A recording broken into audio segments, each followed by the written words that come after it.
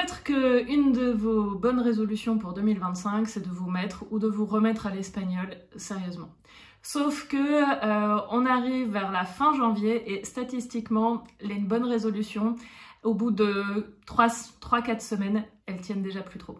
Donc peut-être que vous avez déjà du mal à garder la motivation pour acquérir l'espagnol de manière régulière et dans la vidéo d'aujourd'hui, je vais vous donner quelques conseils pour garder cette motivation. Hola, ¿qué tal? Je m'appelle Florence, je suis enseignante d'espagnol pour francophones qui vivent en Espagne ou qui veulent s'installer en Espagne.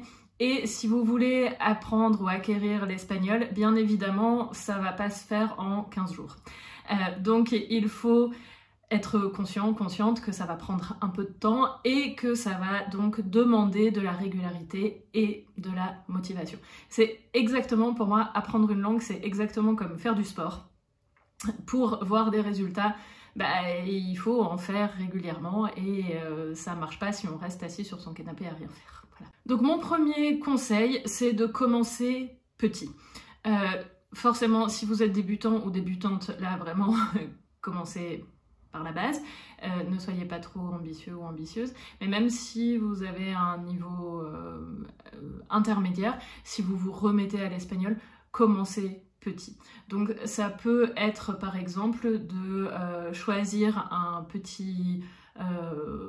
ça peut être un article ou ça peut être une nouvelle ou un petit roman écrit spécifiquement pour apprenants d'espagnol que vous allez commencer à lire et votre premier objectif ça peut être de comprendre ce texte, ce roman, cette nouvelle.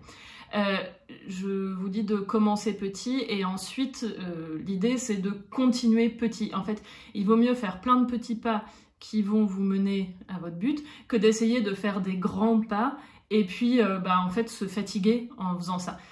Voilà, moi si j'ai envie de courir un marathon, je vais pas commencer direct à essayer de courir 20 km parce que je pense que je peux mourir en cours de route.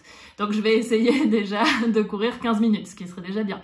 Et petit à petit, je vais augmenter la distance. Donc pour l'espagnol, c'est exactement la même chose. Commencez petit, n'ayez pas peur de vous dire « Ah oui, mais c'est pas assez, j'y arriverai jamais ». Il vaut vraiment mieux faire des petits pas qui vous amèneront au final plus vite à votre objectif que si vous allez trop rapidement. Si vous allez trop rapidement, vous allez probablement vous décourager et au final, vous n'atteindrez jamais votre objectif qui est de parler espagnol et de pouvoir communiquer en espagnol avec les Espagnols. La deuxième chose, et c'est assez évident, c'est de ne pas s'infliger des trucs qui sont rébarbatifs, du genre des exercices de grammaire, des exercices de conjugaison, des exercices où il faut retenir des listes de vocabulaire. C'est pas très intéressant, c'est pas très stimulant et en plus c'est pas ça qui fonctionne. Donc ce qui vaut mieux c'est choisir des contenus qui vous plaisent. Donc je sais pas, par exemple si vous adorez le foot, et regardez des matchs de foot en espagnol. Vous allez être beaucoup plus susceptible d'acquérir la langue de cette façon-là que si vous faites des exercices de conjugaison et de grammaire. Je vous laisse ici une vidéo où je vous explique pourquoi cette approche-là, ce qu'on fait finalement à l'école, eh bien, ça ne fonctionne pas pour acquérir une langue. Si vous aimez la cuisine par exemple, eh bien, vous pouvez regarder des vidéos, des recettes de cuisine en espagnol. Donc trouvez quelque chose qui vous plaise, qui vous motive et ce sera forcément beaucoup plus simple. Pour garder la motivation aussi, une chose que vous pouvez faire, c'est inclure de l'espagnol dans votre quotidien. Donc par exemple, je ne sais pas si vous faites du yoga chez vous régulièrement, et cherchez des vidéos de yoga en espagnol. En plus, le vocabulaire du yoga, c'est pas... Enfin, voilà... En plus, quand on a une vidéo, on voit la personne en train de faire les postures, donc c'est assez simple. Si, si vous faites, je sais pas, moi je prends encore l'exemple du sport, si vous faites de la muscu chez vous, cherchez des vidéos de musculation en espagnol. Si vous aimez lire par exemple, cherchez des vidéos de personnes qui parlent de livres en espagnol. Et comme ça va pas forcément être un moment que vous bloquez dans votre journée pour faire de l'espagnol, mais ça va être l'espagnol qui va venir s'intégrer à votre quotidien et vous allez mixer comme ça votre intérêt, enfin un intérêt que vous avez par ailleurs avec l'espagnol. Par exemple, moi j'ai beaucoup progressé en anglais avant de partir vivre en Grande-Bretagne, j'ai beaucoup progressé en anglais parce que je regardais des vidéos de personnes qui parlent de livres, de littérature en anglais sur YouTube et ça m'a fait énormément progresser. Au début je comprenais pas tout, mais petit à petit j'ai acquis de plus en plus de vocabulaire et ça m'a beaucoup aidé le jour où je suis partie vivre en Grande-Bretagne. Quelque chose qui est très important également pour garder la motivation, c'est de suivre ses progrès. Donc vous pouvez suivre vos progrès en revenant en arrière. Donc par exemple, je sais pas moi, en juin, vous allez revenir à un petit livre que vous aviez lu en janvier et vous dire « Ah bah maintenant c'est super facile, j'ai peut-être eu un peu de mal à le lire en janvier, je comprenais pas tout, je comprenais pas tous les mots, mais maintenant c'est super facile. » Et ça c'est hyper gratifiant parce qu'on voit vraiment les progrès qu'on a fait. Une autre façon de suivre ses progrès quand on acquiert l'espagnol, ça peut être de tenir une liste de mots qu'on apprend.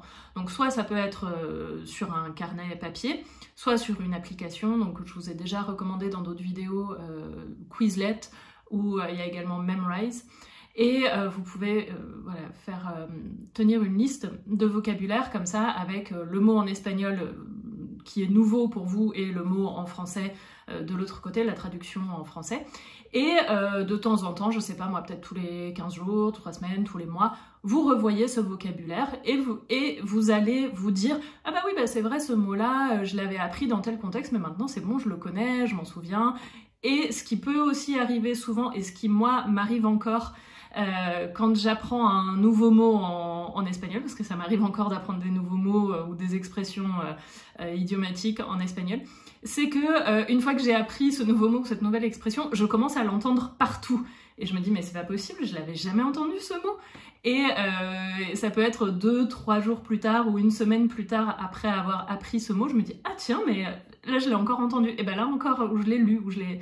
Et donc, c'est possible que ça vous arrive aussi, quand vous avez appris un nouveau mot, une nouvelle expression, que vous commenciez à le lire et à l'entendre dans d'autres contextes.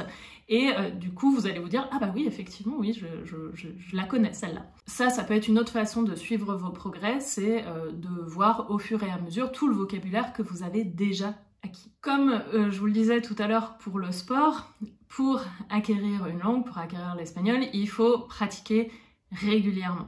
Donc ça veut dire se créer une routine quotidienne ou presque. Bon, c'est difficile, je sais, de faire de l'espagnol tous les jours parce que vous avez sans doute une vie très occupée, vous avez un travail, une famille, des amis, des enfants, etc. Mais il faut essayer d'en faire le plus régulièrement possible, mais vraiment par petites touches. Il vaut mieux que vous en fassiez, je sais pas, 10-15 minutes par jour, plutôt que 1 heure tous les 15 jours, par exemple.